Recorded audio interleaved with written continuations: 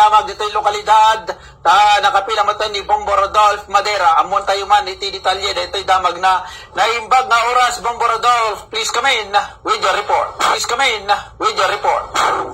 Yes, naimbag na oras sa mga Bombo Jerry no sa dino mayanag pa lang manito dito barangay Madaignig syudad iti San Fernando City lang noon nulagot may palagigdala na Bombo Jerry kung nagkaroon tayo iti commission on election tapos ikastapat mamuan tayo no sa diyo siya sila iti nag-file iti certificate of candidacy inakit sa tarag Bombo Jerry nagtapat alahantar nga baybaygonan makadwa tayo ng ta hindi may isang nga lumablaban iti City Councilor iti syudad iti San Fernando London awan sa bagay ni Sir Gaudencio Andaya Jr. or uno alias Doc Yari Andaya may isang residente dito barangay Madaignig. So naimbag Doc Yari Andaya salay po tayo sa Bombo Radio.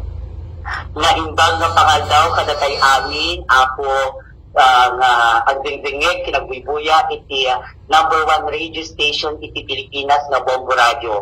Alak na iti agundaway kapag yamanan syempre ni Apo Bombo Rodolph Madera nakaduwag tapta nga mang interview kanya kastabot na imbag na pangal daw kinal daw mo Apo Bombo Jaribal in iti barangay council official iti barangay Madaigdig nga kanay nga dadita for reaching me out as well. Kada kay amin, Diyos nagina kinaimbag na daw kada kay amin na pada-pada.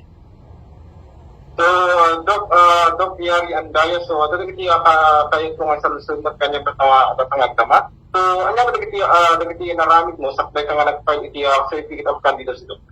Sakbayak na nag-file, iti certificate ko, iti kandidatura as city councilor, nabayagak nga agtatrabaho as legislative staff ni Dr. Jessie Miranda, the late Dr. Jessie Miranda, EJ Sangguniang Panglungsod, Ciudad de San Fernando.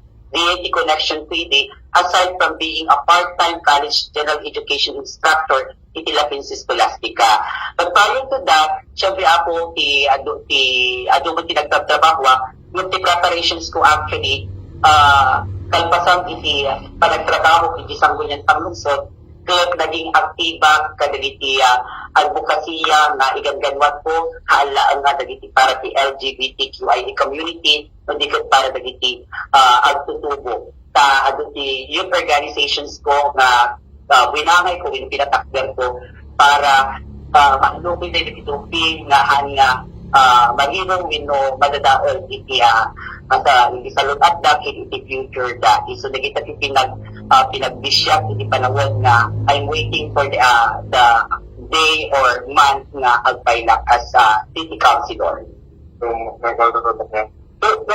So, sino ay itinangipaga nga agfile kayo iti certificate of candidacy or dati ba dadamo yung tumaray matlang iti city of councilor iti San Fernando?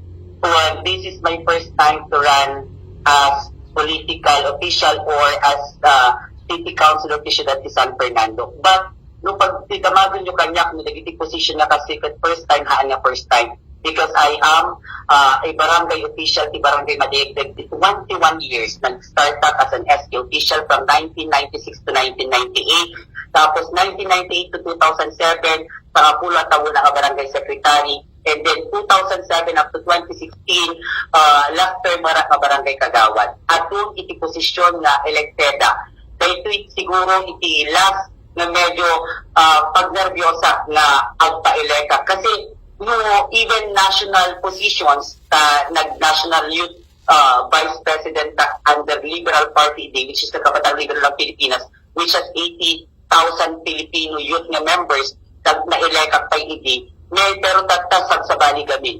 But who decided to run para dating ang posisyon haan nga lang tibagbagig. Itidao, itinangibaga na Dr. Yari, it's high time for you na tumaray ka kasi ka ti boses mi. Kasi ka ti boses mi, moving at adupay ti matulungam if you've got this position. Iso nga, pinagpanunod ko in luwalok ti Manong Arabii, dinawat ko, nga ko na kiniapo, silawak ti kapanunuta ko, apo, nutay ti padaw-dawaton, ti kaaduan, kat para kanya tanuhaan, ipaltiin mo. And then, almost 3 months nga I've been praying for that. Then eventually, there was a light na ibagana, balana go and run. So, Now, ang tumatarayak nga hangko lang kabubukodan.